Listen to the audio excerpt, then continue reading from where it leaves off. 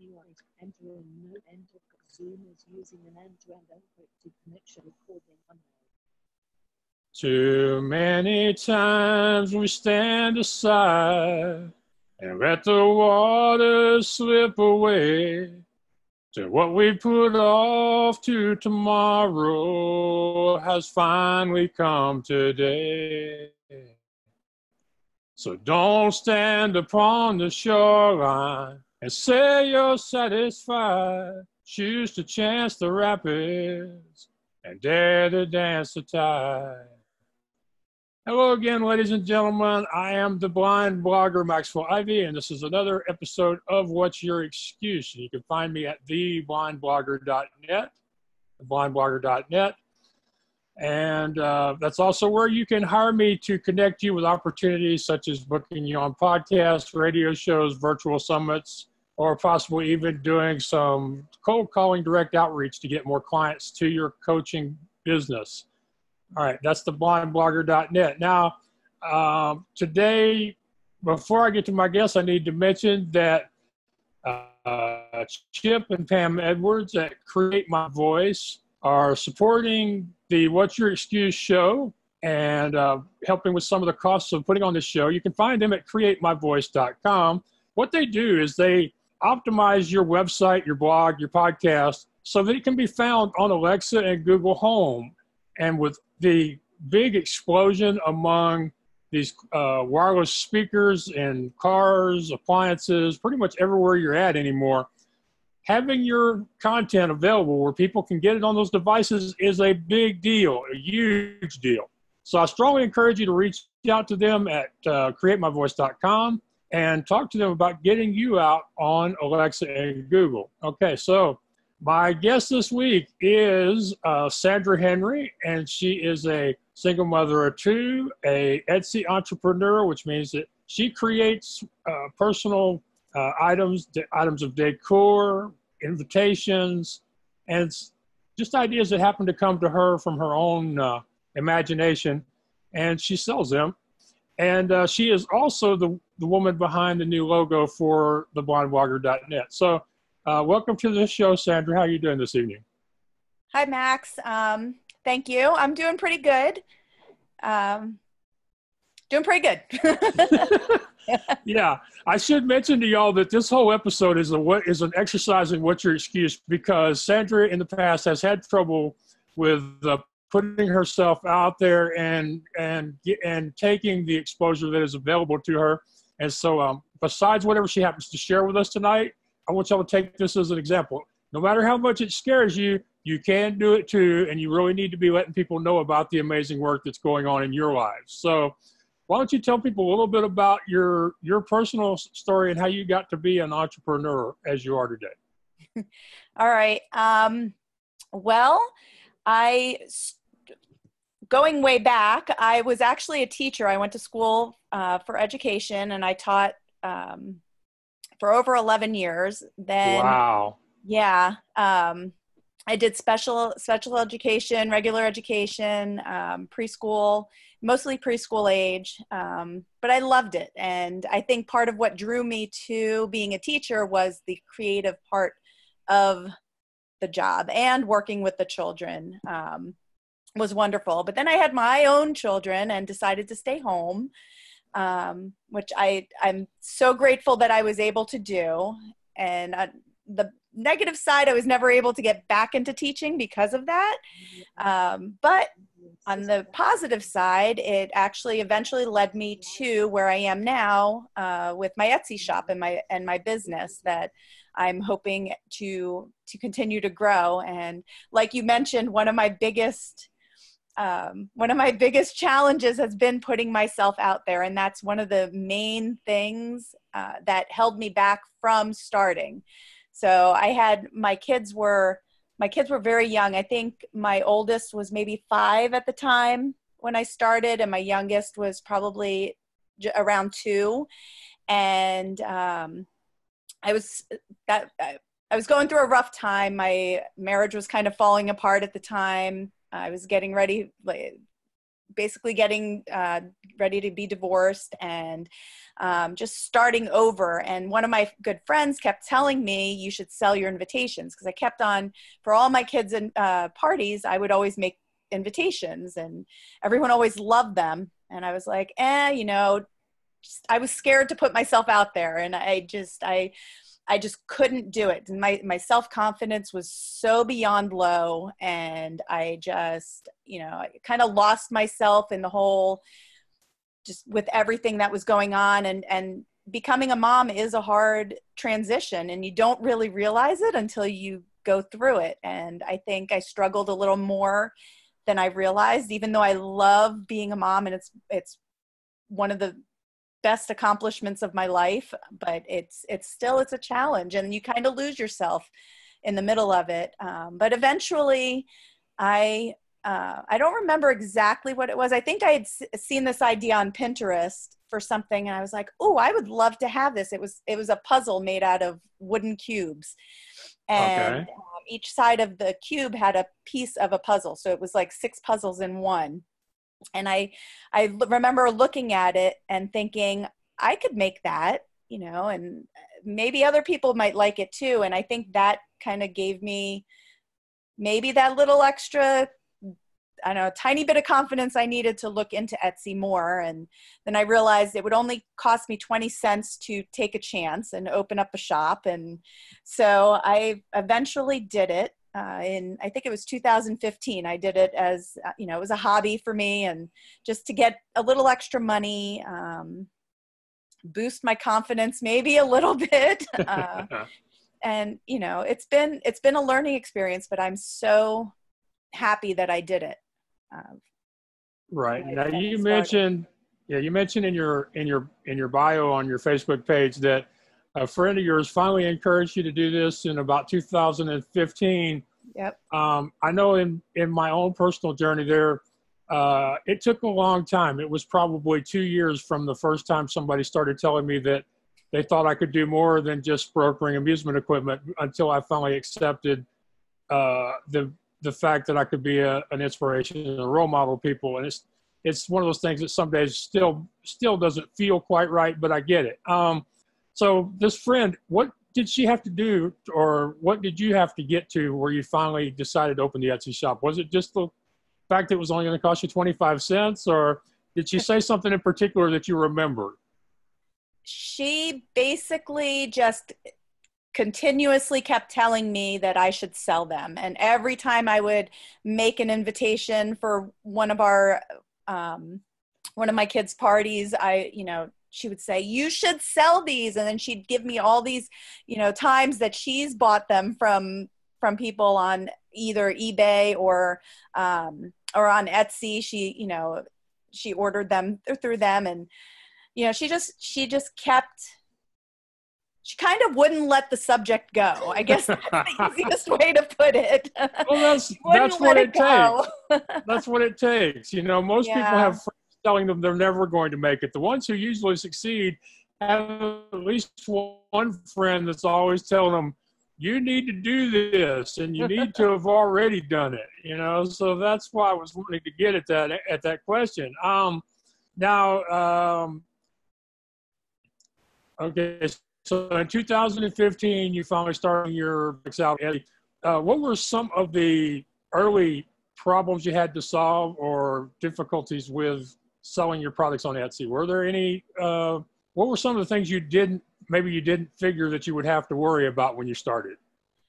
Well, this whole entrepreneur thing has been a learning experience, because I do not have a business background. So the whole business aspect and just, coming up with a name was a challenge, and, and figuring out what would best represent me and my shop. Like, I didn't want something as simple as, Sandy's Invitations, or, whatever, something that seemed stupid like that. But I wanted something that was right. And it took quite some time, to come up with something. And, it was just a matter of working it out. And I finally found, I think it was, I wanted the word keepsakes in there, because I was kind of, going in that direction with Keepsakes as well. And so, coming down with the name was a big challenge. Then,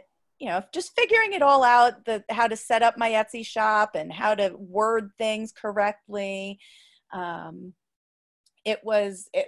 Financially, it was a big challenge because I didn't have any money to put out, to get inventory or to do advertising. Still a little bit of a challenge, a little less of a challenge, but still a challenge, but eventually I'll get there. But it was all just every little step, even learning certain things on Photoshop. I taught myself how to use Photoshop from scratch, had no clue. I recently just switched to Creative Cloud version of Photoshop, which is has more features than the elements that I was using. And so that, I remember when I was trying to switch, it was during a busy season. I'm like, I can't do this. It's all so different. And I can't even do like this simple thing of resizing. And it took me a couple of months. I let it go. And then I finally sat down and I was like, all right, let me YouTube this or Google it to see how to do it. But that's how I've learned a lot of everything, is just, kind of trial and error. And I've learned one major lesson every year that I've had my shop. So it's, this year I'm hoping my one and only lesson was back in January when my external hard drive crashed that had all of my Etsy files on it. And they were not backed up to a cloud or anything else. So this year has been a bit of a struggle, kind of recollecting everything and making sure I didn't lose too much. Right, because you can get some of that stuff back from Etsy, but the problem is that you don't get the original files or the original image quality. And right. So you had to learn Photoshop. Me personally, I had to learn how to hand code HTML, but that was in 2007, not 2015. And so thankfully, you mentioned earlier that you're trying to learn WordPress so you can create a website to go along with your social media pages and your Etsy page. Right. So thankfully you have avoided having to learn HTML. You went straight to WordPress. It has its own challenges, but it's nowhere near as hard as having to do that stuff a line at a time. But I think that's one of the things that we learn about ourselves when we start our own business, is the kinds of things that we are capable of learning that we would have never thought possible until we really pretty much didn't have a choice. I'm guessing you learned Photoshop because you did not have the budget to hire somebody to do that for you. That's part of the reason. Also, one of the major things that I do is digital invitations. So I need to design them. And I originally had a scrapbooking program. So it kind of, it would let me build the invitations, but only to a certain extent. So there was other stuff I would have liked to have done. And, so I kind of learn it as I go. And the positive thing about that is that I'm not overwhelmed with the information. I can learn it as I need to. And when I feel I'm ready. It's not like taking a class where it's like, oh, you need to learn A, B, and C before, you can move to D. I can actually skip to D and then go back to A, B, and C and figure them out that way. But it's been nice also, learning everything as I go, because I can only do my shop at the moment part-time. I have to work full-time during the day, and as you mentioned, I'm a single mom, so I have my two boys who are both involved in sports, and both this year involved in travel sports. So that's even more involved. And, so there's those life challenges. And then, I still struggle with my confidence and putting myself out there. And I work on it though, slowly, and every once in a while I have to remind myself, or I'll ask a friend of mine, this is what I'm going through. And they're always wonderful. I have a couple of really wonderful friends who are just always there with a great just something to help me get over that little hump. Right. So I can keep going. Right. Well, a couple of things you've mentioned there is one that because you learn Photoshop, you can now learn newer versions of it or other things that you need to be able to do for your business. So it probably gave you some confidence there that you can carry over to the areas that you're not as confident in. And you mentioned having good friends who continually remind you that, that you're doing very well at this, and that you shouldn't doubt yourself or basically back up to anybody on your work. That is true. One of my good friends is my best friend from back in college, but my other one is actually a friend that I met through my Etsy shop. She was one of my first customers, and she's been a repeat customer ever since. So for 4 years, we've known each other, and I've done so many invitations and coordinating items and all sorts of things. And she's gotten a couple of my gifts that I make, the ornaments that I make for her family. And we've just, over the years, we've really gotten to know each other. And I think it was 2 years ago, we actually got to meet physically in person, which was really awesome. But she's one that I bounce my ideas off of sometimes. Like if I'm stuck on something, even with your, when I was doing your logo, I passed it by her. I'm like, all right, so these are what do you think? And she's like, I love it, and, but she might mention something that, maybe I missed somehow, and she'd be like, well, what if you try this? And I'd be like, oh, and I try it and it turns out great. And then that kind of leads to into another thing and another thing, so I'm happy I found her. Yeah, it's great when you have people who support you that way. It's even better when you have people that are clients or customers who will support you. And I think that's something that I wonder about. I wonder if there aren't more people who would be doing better if they didn't have it in their heads that people either had to be friends or customers. I mean, because I have a woman who's been with me as a online media client for 2.5 years now. And there are times she sends me emails to encourage me, and I'm working for her. But I think that's one of the things people, a lot of people probably have it stuck in their head. You can't be friends with your clients, but I think that's one of the great things about working online, because you can. Right. What do you think? I think you're right. And my friend I was talking about, she has said that to me. She said, one of the things that makes you stand out is your willingness to, be like, I adapt, and what people need, they'll tell me I'll change my invitations so that it will go to their needs. And she always told me, I wish that I had found you before I had ordered my invitation, because then I could have gotten exactly what I wanted. And but now she gets them with all her other invitations that she gets. But it's important to have. And I would imagine I talk, when I respond and reply to people, I reply as if they are friends, even though, they're not necessarily, and most of them I probably will never hear from again. But I do have my few customers who have come back to me year after year after year. And it's nice. It's,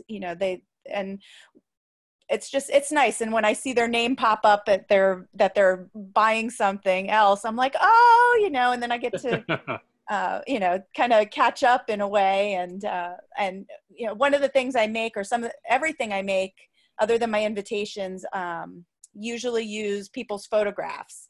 So, which I find touching, that people let me into their lives for those special moments and everything. And these customers who come back to me year after year, it's like I'm watching their kids grow through these ornaments that I'm making them. And it's just really cool. It's like, oh, look how big that, so-and-so's gotten. And I might not know their names, but it's really cool. It's a wonderful feeling. And I think you said something important there. When you communicate with these people, you communicate with them in email or occasionally through messages or maybe even by phone. You communicate with them as if they are your friends or might someday be your friend. And I think that probably stands out because so many people are so worried about their correspondence with others that they take themselves out of their emails. Right. I think, honestly, I think that doing everything through email and through like the messages on Facebook or on Etsy, I think that actually helps me. I feel more comfortable because I'm not face to face with the person. Even though once you get me started talking about my Etsy shop and my business, like I will get on such a roll that you'll probably want to shut me up. But I've spoken to a few people and I'll apologize at the end. And I'm like, I'm so sorry. That was just a lot of information. And I get on a roll and they all tell me the same thing. They say, you can just see your passion for your business just growing and growing as you talk about it. And, Yeah. which it's true. And I can feel it, because I hit some slumps sometimes where, I just, even though I love my business and I love everything about my Etsy shop, I just, either my confidence gets down. It's like, what the heck am I doing? I can't do this. And, or, life just kind of takes over and then I kind of lose it a little bit. But then as soon as I get started on either, creating an invitation or making an ornament or anything, it all comes back to me. And I'm like, wow, I love this. And it brings like a peace to me that I don't always have. And then I'm like, that's why.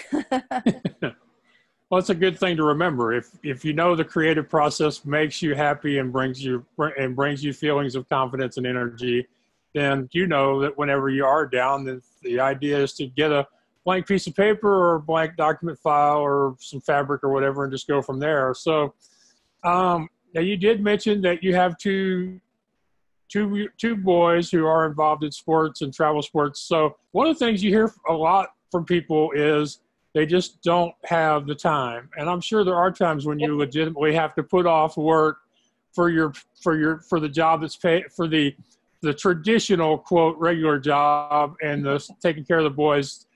I'm sure there are some times when you do legitimately have to put off, but are there some things you can suggest to people either in attitude or in actual techniques that will help them carve out some of that time for their passion? Time is one of my biggest challenges.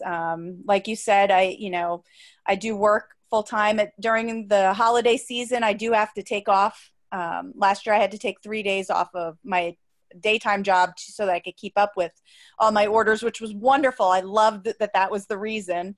But, going with sports and then homework and, fortunately I have my parents who have been wonderful. They will watch my kids if needed. And my kids have actually been very wonderful about it. Also at Christmas time, they will help me when I need it. They'll box up the packages or help me box them up and get them all ready to go and stand in the line at the post office with me.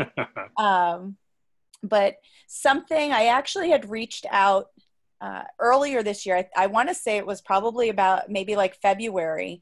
I reached out to this other Etsy shop that I find some like the background images that I like for different things. And I just love what she creates. And I follow her on Facebook as well. And I kept looking at her stuff and I'm like, it seems like she's kind of similar to me, where she seemed like a mom, but she seemed like she was doing it full time. So I was curious because that's my goal, is to be able to do my business full time and have it be my full-time career. So anyway, I asked her, I said, do you have any tips to be able to grow? And one of her things that she said, and I've put it into effect this year and it's really helped. most of the time, is when she first started, she was going to school, she was working, and I think she had a little one at home, like a newborn or like a toddler. And she said she would make herself, no matter how tired she was, she would make herself work on her business at least 10 or 15 minutes each day.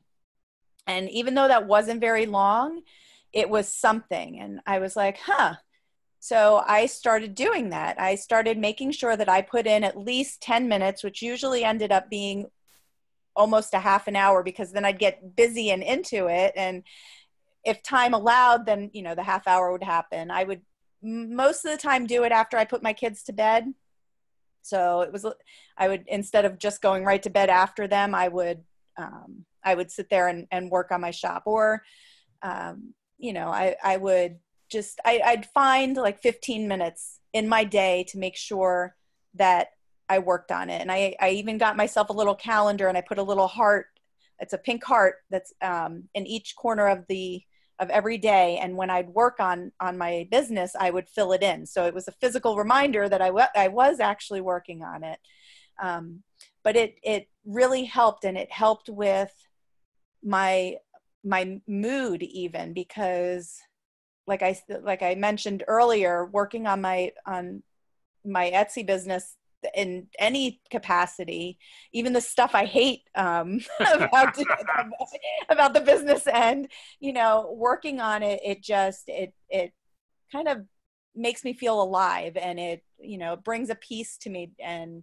And doing this, putting in like the 15 minutes every day, was helping with that.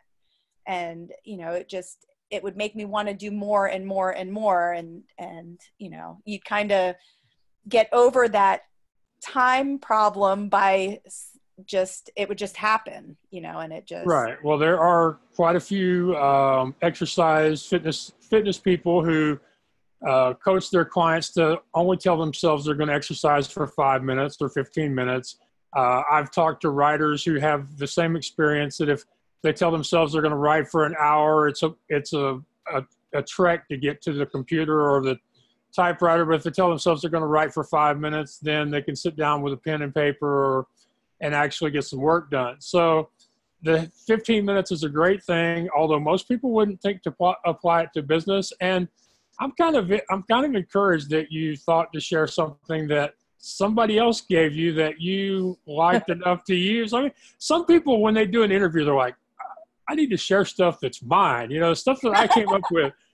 And so, you know, it's actually, I don't care where the stuff comes from as long as it works. But, you know, there are people who, if they were being interviewed for a podcast, they would not share something that somebody else told them to do. They just wouldn't do it, you know. So I really appreciate you doing that. Now, so in small amounts of time, a physical symbol that you've actually done some work on your business each day, probably somewhere where you can see it, because calendars are generally pretty visible in most people's homes. They're usually like one of the first things you see when you come into the house or into the room. So some great stuff there. And I wanted to make sure I got to two other things. One, I want people to realize how talented you are because of the work you did on my logo. And for those of you who I want y'all to try to put yourselves in Sandra's place and in the place of my past designers. Basically, you're working with somebody who has very little, if any, ability to tell you what it is they want. I couldn't even tell Sandra what colors I thought I would prefer. The only feedback I could give you was sharing the images that you came up with to social media and then getting feedback from friends and family online. Yet, after talking with me, you know, a few months ago for maybe 30 or 40 minutes, I think it's going to take her forever to come up with something good. She sends me an email 15 minutes later, Max, I think I have it. And I'm like, okay, I hadn't even finished through reading my junk mail, and I'm getting an email from you telling me you think you have it. And of course, you used that image that somebody who will never know who it was took while I was traveling in New York a few years ago.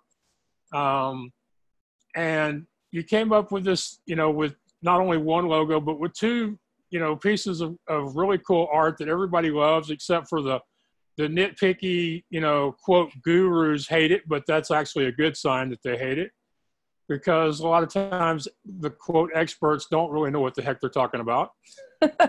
They don't. I mean, a lot of the quote experts are basically just repeating whatever the hot answer is at the time. You go look at a lot of their sales copy.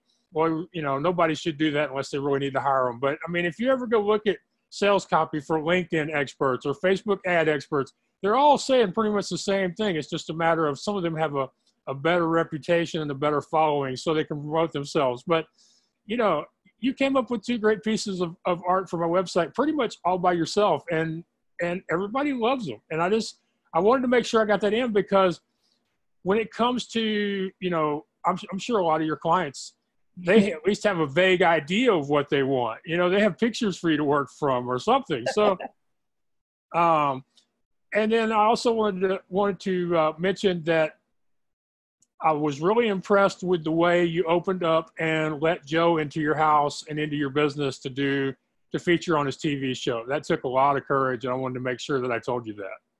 Well, thank you. That actually was, it took me, I think I saw his post about 5 times before I finally inquired about it. And, and then,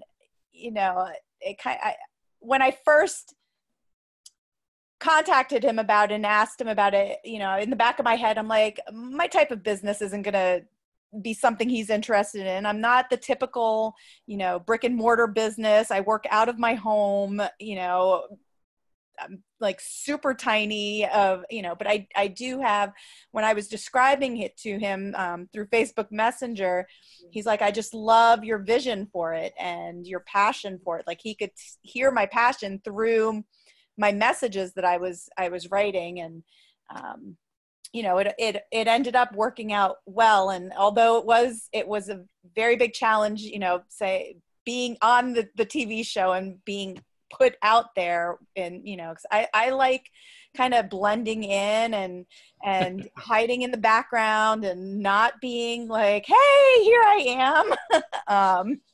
But this whole experience, with Joe and even with you and this podcast, it's really taking me out of my comfort zone. But I also know that it's something that I need to do in order to grow my business. And there's a lot of things I'm going to have to do to be able to do the next step in my business, which is to incorporate fundraising with my business. So, and with the items that I sell. So, it's going to take a lot out of me to go and approach the people I need to approach and, take those chances that I'm going to be told no, and, and have to be okay with that.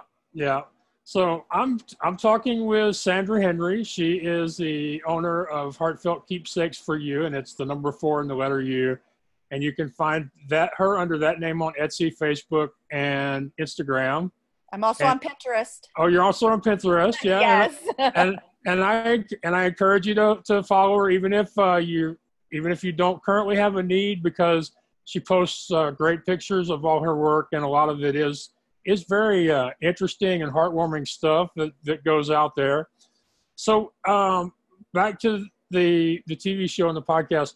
What are some things you've been able to do to kind of get yourself where you're able to be interviewed? Because there are a lot of other, let's call them introverts for lack of a better word, who know they need to do things to get exposure, but they just can't bring themselves. So what are some things that have helped you, or that you think might help some others?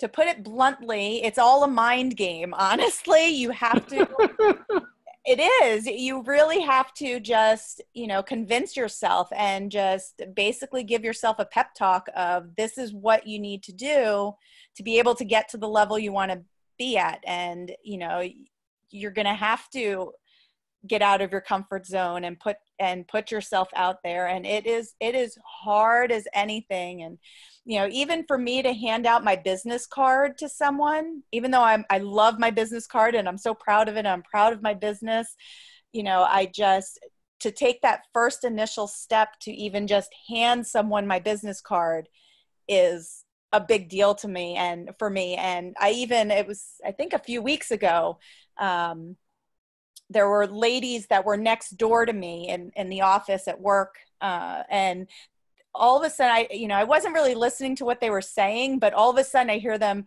just, you know, and my grandson and I thought it was a godson, another grandson, but it was like a godson or something. And I was like sitting there in my desk at the computer. I'm like, I should go over and give them a business card. They're like a target market right there, exactly, you know, yeah. Grandmothers. And, you know, and I sat there probably for 3 minutes or so, 3 or 4 minutes, and just kind of giving myself that little pep talk. You can do this. You know, all you have to do is go over and, you know, and give them your cards. And, you know, it's not scary. They're just people, you know, they're just people just like me. And I did it. I got up and I went over there and, you know, just kind of was like, I'm sorry, don't mean to interrupt. And I was not listening to you know, what your conversation was, and it went really, really well. And actually last week, the one woman approached me and she wants to make some, she was asking if I could make a certain thing for her with her grandbaby pictures and all this other stuff and for gifts and everything. I was like, so I told her, I said, let me think about it. And it's right along the same lines of what what I do already do. So I came up with an idea. I just have to collect the supplies to be able to make it. Right. And that's the key is whenever you do push yourself outside your comfort zone and you hand out your business cards or you walk up to strangers, you have to, you know, take a moment and go, yeah, I did it. And it was great. It was not horrible. They did not yell at me or, a few years ago, I was really good friends with a woman named Robin Hallett, who is an artist as well as a healer. And she created business cards, and each business card had a different, she had like about 10 or 12 of them. Each one of them had a different image on the back of it that she had drawn. And the first time she gave them out, her friend had to take the cards away from her and go back into the room where she had been speaking and give the cards out for her. Oh my goodness.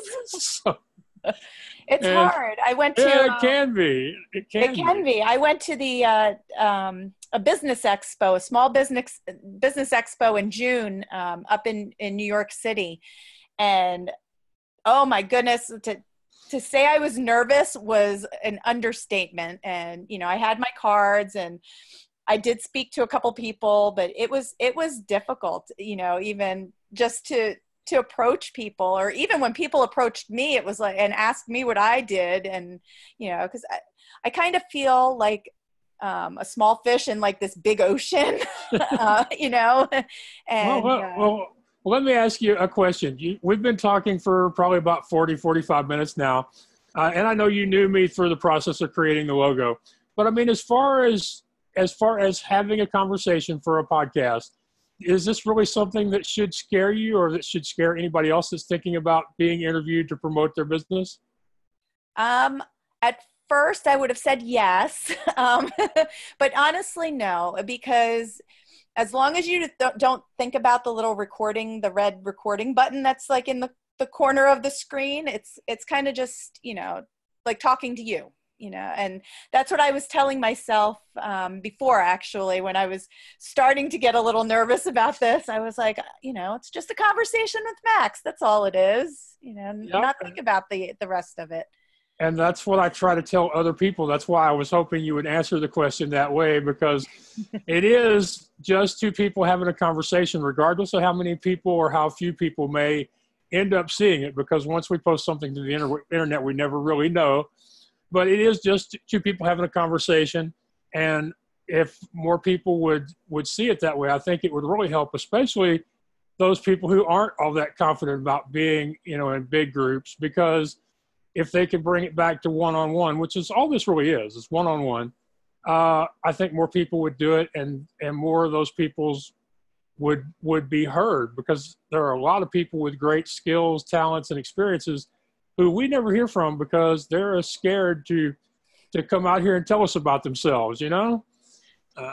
It is scary. And I think doing the TV show with Joe helped.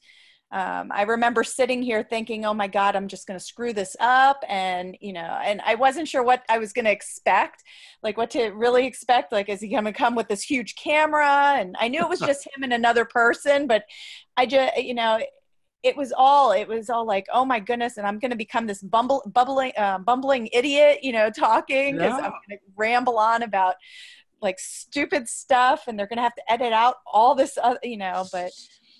And here's something you probably just a regular camera, and it was honestly, it felt most of the time I kind of ignored the camera and then just, you know, talked to the person that I was standing there with. Like, honestly, for this, there's my picture in my top right corner of my screen, and then the little record button on the left, but you're in the center, and I've actually been looking at you and talking to you this whole time. So I'm not paying attention to the camera, and I am aware that it's there, but it's not, you know, it's not as intimidating as you would think it would be. Right. And I should let you know that because that was Joe's first episode in the pilot he was planning on using to promote the sponsors, and that is the purpose of that episode. He was nervous too. He was working with a guy he had talked to and had meetings with, but had never been to actually work on anything with before. And, you know, there's a part in your episode, for those of you who haven't seen it, I'll post a link to it when this goes live. There's a part in it where Joe comes to your house and he helps you organize your production area, you know, where you put your products together. He was afraid to bring that up with you. He was like, I don't want to scare her off. I don't want to make her feel self-conscious. I don't want her thinking I'm some, you know, total expert. I know everything, coming in and telling her how to change everything in her life if she's going to be sick. When I was talking to him about that, he said, Max, that's a great idea. I said, no, it's not my idea. I didn't put you up to this. I was like, oh no, he's going to go up there and I'm going to ruin this for him. So, you know, all three of us, and all of us are generally, I think we are all very successful, accomplished people. We were all nervous and scared in some sort of a way. And I think that's one of the best things we can do for people, is to let them know that, you know, it doesn't matter what it looks like. We're all still nervous and sometimes even scared when we do this stuff. Right. Yeah. I think it helped when we were taping that, you know, he was kind of learning it as he went as well. And, you know, it really did help. And, you know, when he first approached me about the idea that you had given him to help me basically clear out my garage, was so that I had added space and I wouldn't have to cut the wood that I need for certain projects in my dining room and then have the sawdust all over the place. You know, at first I was just like, oh my goodness. And I was a little embarrassed because it's like, holy crap, you know, I hated opening the door because you worry that something's going to fall out on you. But, you know, then I thought about it and I was like, I know that it's one of my major, you know, I was realistic about it in my mind. I'm like, it's one of my major stressors, because I was stressed. And when I moved into my house 4 years ago, that was basically my dumping ground. It's the stuff that was coming out of my house and then going in there to either be donated, put in the garbage, or, you know, it needed maybe to be reorganized and put somewhere else. But the majority was donated. But after we ended up doing it, I realized that all I really needed was that one friend or that one person to say, let's do this together. Like, let's do this. And I just needed that one person to just kind of, I don't know, because looking at my garage, it was always so overwhelming and just, how am I going to do this? You know, there's no way. And I think that's why I kept putting it off. And, you know, Right. Well, I still every once in a while think about it, and it's like, I can't believe I let him help me, this almost a total stranger help me clear out my garage. But at the same time, I'm so grateful for it. And, I have been able to, it's opened up so much, like my saws are out there and my bikes are now in my garage, so they're not in my kitchen anymore. That was a big one. See, people, this is the value of a good question. I asked Joe a stupid question I thought at the time. He asked you, eventually you realize you do have this block that you need to overcome and let somebody help you. So a lot of times that's where it really starts. I have a new friend who has just come up with escape rooms that have been adapted where blind people can play too. And the whole project started by him asking the owner of one, it would be really great if the blind people could enjoy this experience too.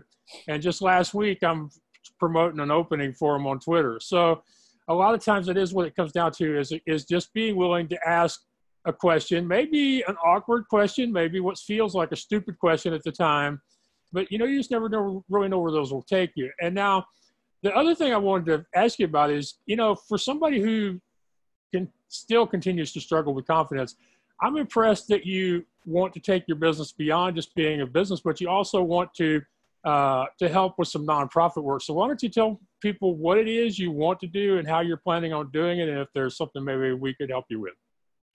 Sure. So one of my biggest, one of the biggest things I wanted to do right from the beginning, even when my business was just a hobby and not an actual official business, was to do fundraising at some point. Every little scheme idea that I've had in my whole life has always included something with giving back and helping out nonprofits. So I'm working on a website outside of Etsy right now, which I will use for this fundraising that I want to do. That way I can save on the fees that I pay through Etsy and, give them back to the organizations. So I want to approach schools and maybe, churches and other organizations. And I have items like ornaments and change purses. And I have those flaxseed, what are they called? Ice pack heating pads that have the flaxseed in it. And I make all of them with people's photographs. And so I want to have, offer it as fundraising. So like the schools could, basically send out a notice saying, from this date till this date, purchase one of these, and then our organization will get a certain percentage. And I'm still working on the details. So that's why I don't want to say, they'll get, whatever, 20%, but, I want to try to make it so that they get as much as possible. Because even though I could seriously use the fundage, I know there's so many other organizations and places that could really use it as well. And so that's one of the fundraising ways that I want to do. And I also want to do I love animals, and there was when my kids and I were fortunate enough to go to Alaska a few summers ago with my parents. They took us there, and we did a dog sledding experience. And I've been following them, and they did the Iditarod this past year, and it hit me. It's like I could do some of my ornaments and feature these like people like that, or animal sanctuaries that have animals, specific animals that you go and you visit, and you might sponsor and adopt and make some items that are specifically for those organizations and those animals, and then sell them and give them a portion of it. So that would be another way to do fundraising. Right. One thing that happens quite often with sled dog breeders and people who raise dogs for service animals and for use in police and military uses is they have to raise a lot more dogs than they actually need, because not every dog is going to have the right genetics, the right temperament, and be trained exactly the way they want them to be. So with sled dogs is the same way. Just like in horse racing, there are many horses bred for the ones that actually get to race. And so I would imagine there's probably a lot of opportunities for that among the dogs in Alaska. And the other thing is I'm only going to mention the company really quickly because I don't want to promote them, but there's a company in the amusement industry called Fun Services, and they do what you're talking about doing with the nonprofits, having like a week once a year or twice a year where they sell things they sell your things with the school logo or whatever on them. Right. And they make obscene amounts of money, because I used to be friends with one of the owners here in Houston, and we were able to get a hold of the brochures they sent to the schools and the actual wholesale prices of the materials they were using. Right. And the money was crazy. So I know that there's an availability for what you're talking about doing, and that not every school is already in a program like that. So I think your idea will be very good. And who knows, maybe by this time next year you'll be announcing it and be trying to see how many schools we can get signed up for you or something, you know? I sure hope so. So like I said, right now I'm still working on the website because I could do it through Etsy, but I really, like I said, I'd rather put that money somewhere else. And you know, I want to work out the details. I want to make sure I have everything figured out. And there's also a couple of new items that I'm hoping to get out before Christmas. So I really wanted to get my fundraising portion up and running for this school year coming up, but I reality kind of hit, and I'm like, all right, you know, got to put a halt to that and focus on these other things. And, you know, that's one of the things I had talked to with Joe, and I've talked with other people. Another one of my biggest challenges, aside from finding the time to put into my business without taking too much time away from my kids and my family, is knowing how to prioritize everything, because I do have limited time, and the ideas just, they keep flowing and they keep coming. And I have over the years, because I was going through a divorce through the beginning parts of my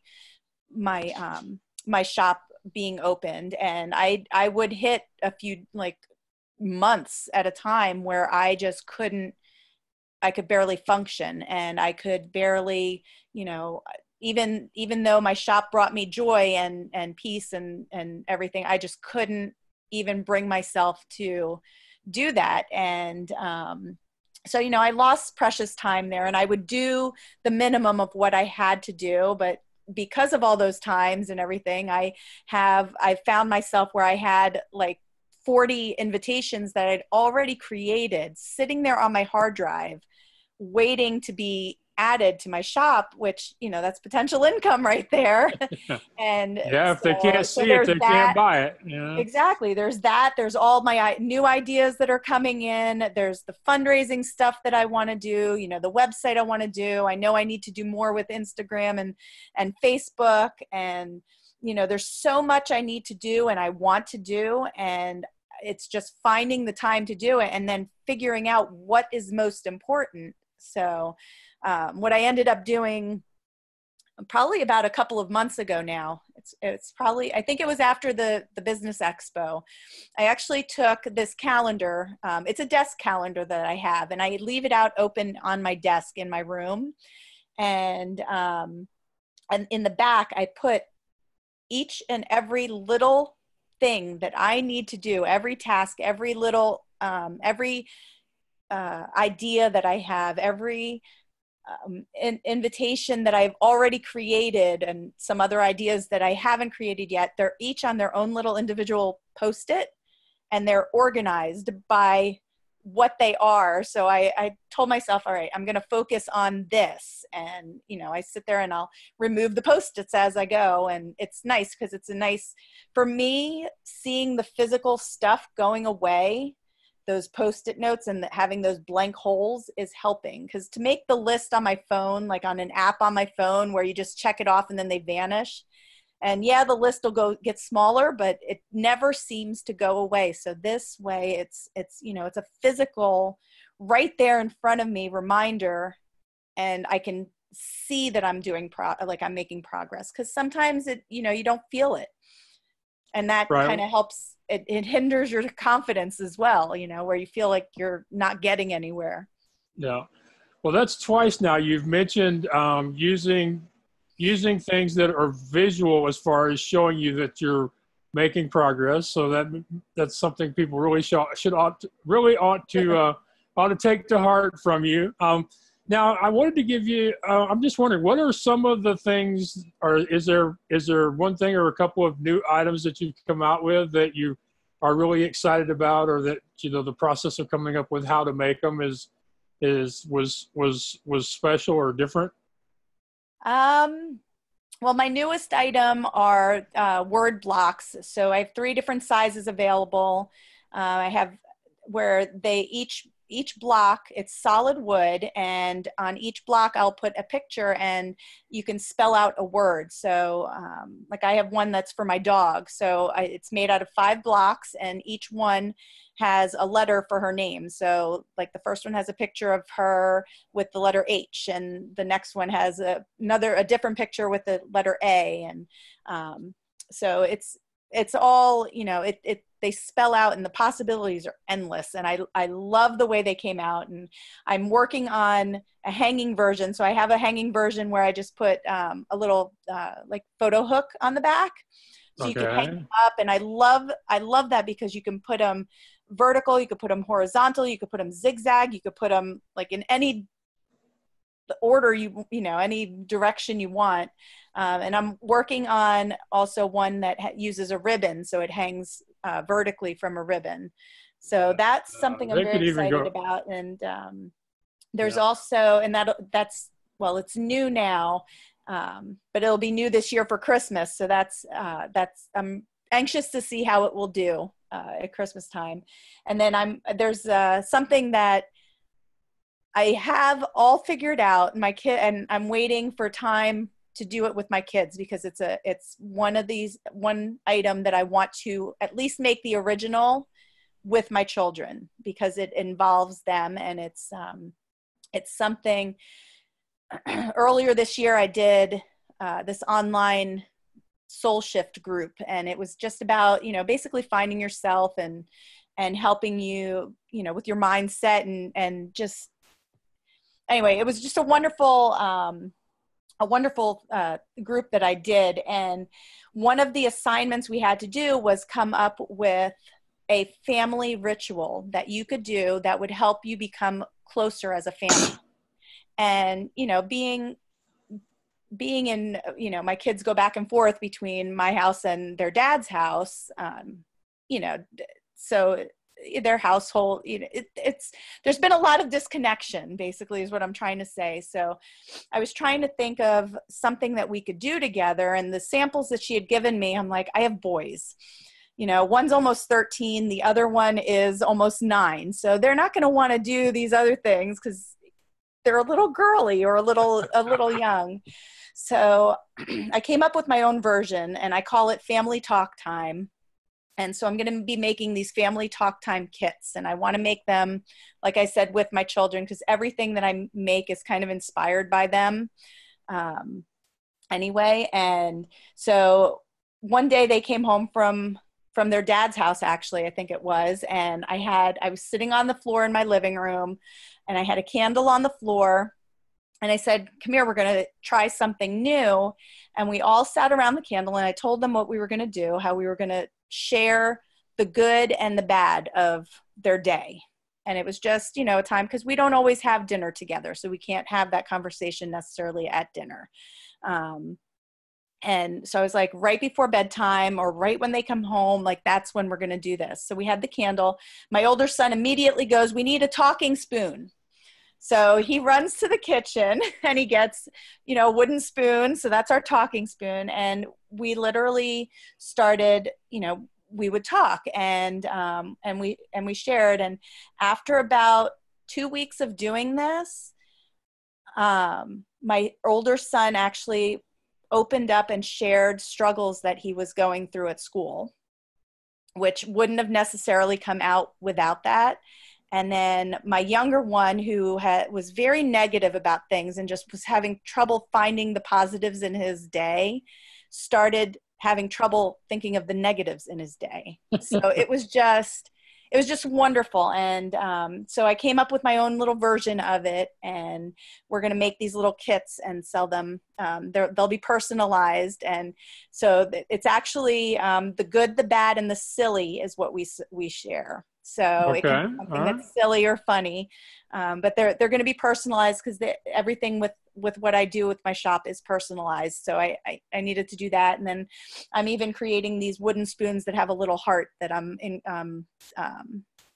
carving out from the center. So so we have all the parts. I just want my kids to help me make the candles, at least initially. So but that's something I'm excited about, and I'm going to have it out in my shop listed before Christmas. All righty. Well, as soon as you do that, one of the wonders of WordPress is you can so easily update something that's already out there. So when you do, send the picture along to me, and I'll update the post with the audio and the video so that people can see the conclusion of our talk. Okay, so that sounds good. It'll be fun. All right. Well, as much as I hate to say this, we're pretty much at the end of the amount of time that I like to take from my guests. So before we go, if there's something you would like to say, just something you want to say, or something you think that might help my listeners, I just want to give you a couple of minutes. That's yours. You can do with whatever you like. I just think, if your listeners and your followers, if they have, a talent that they're passionate about, or if they, if they have a dream, just to go for it. It's hard. It's hard as can be to get over that little hump of, I can't do this. I just, and the self-doubt can be crippling sometimes, but to take that first little step is so important. And, each little step leads to another one, and it's, you can do it. You can, I'm slowly getting there, and it's, I'm ready for the huge jump personally, but I'm grateful that my shop has and my business has developed at the speed that it has, because I think with everything else that I'd been through while I was building my business, I don't know I think it would have been too overwhelming. So, just one step at a time, one little thing at a time. And, if you screw up, you screw up. I've screwed up a few times, a few more times than I'd like to admit, actually. Me too. And talk about small steps. 25 cents, girl. 25 cents. 20. It was only 20 cents. 20 actually. cents. Yeah, 20 cents. 20 cents to put a listing on my Etsy shop, because to have the shop is free. And we used to charge them more than that to try to win a teddy bear on the Midway. So I mean, exactly. So, it's, you just got to take that little step, and whether it's handing out a business card to someone, or just spending the 20 cents to put, all right. Well, go ahead and give out your Etsy shop and your other URLs to make sure that if I did mess them up, then they'll at least have them right when they're here at the end. So, I think you did get it right. It's Heartfelt Keepsakes for you, and it's the number 4 and the letter U. The website, you can go to Etsy and put it in their search bar to find me. You have to no spaces between the letters. Or the words on Etsy to search there, or you could go to www.heartfeltkeepsakesforyou.com, and that'll bring you straight to Etsy as well. And it's the same name, Heartfelt Keepsakes for You, with the number 4 and the U, on Facebook, Instagram, and Pinterest. Yeah. Yes, and I'm attempting YouTube, so that's a little slow, but it's getting there. That's my new learning thing at the moment. All right, well, send me the URL and I'll subscribe to your channel. So, hey, I really appreciate you doing this for me. We started this conversation several months ago before the whole logo process, And I'm really glad that we were able to connect and have such a great conversation. And hopefully we have inspired some people today. I hope so too, because it really does make a difference. It makes a difference, you know, in how you feel. And I can tell a difference personally with my day job and when I work on my business. Like, it's just totally, it's worth it. It's worth taking that step. All right. Okay, so I had a great evening, a wonderful conversation with Sandra about her life, her business, some of her challenges, and I think she gave us several things there that will help all of us. And the one thing she said more than once was finding visual cues or reminders. So something that you see that will remind you to actually work on your business, or that will remind you to get your exercise if you're focusing on your health, or that will remind you to prepare lunches, or, you know, whatever it is your goal is, something that will give you a visual reminder. And then also some way of acknowledging that you have actually completed some sort of task or tasks towards your goal. So the other thing is she did say sometimes you do have to just talk yourself into it. And sadly, that is the case. But I am impressed with her that she is doing more to put herself out there. And one thing I like to remind people about me is some people are like, Max, you have no trouble asking people for stuff. You don't seem to mind when people tell you no. But the thing people should remember is before I started doing this, I spent 15 years doing the bookings for a small carnival in the state of Texas, where every other competitor had twice as many rides as we did, if not 3 times as many rides. I spent a lot of my time being told no in just about every way it could be said, including sometimes in Spanish. So I have practice. I've been told no a lot. And when you're starting to do something new, whether it's sending out emails telling people about your business or a new product in an existing business, you're going to get told no, but just continue to do the work, continue to move forward. And as many of my friends tell me, eventually you will get there. So really enjoyed Sandy.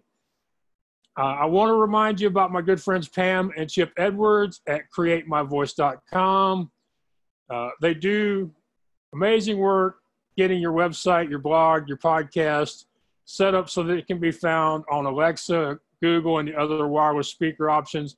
Just imagine somebody driving down the road listening to your podcast or your blog on the speakers in their car because they were able to find you on Alexa or Google.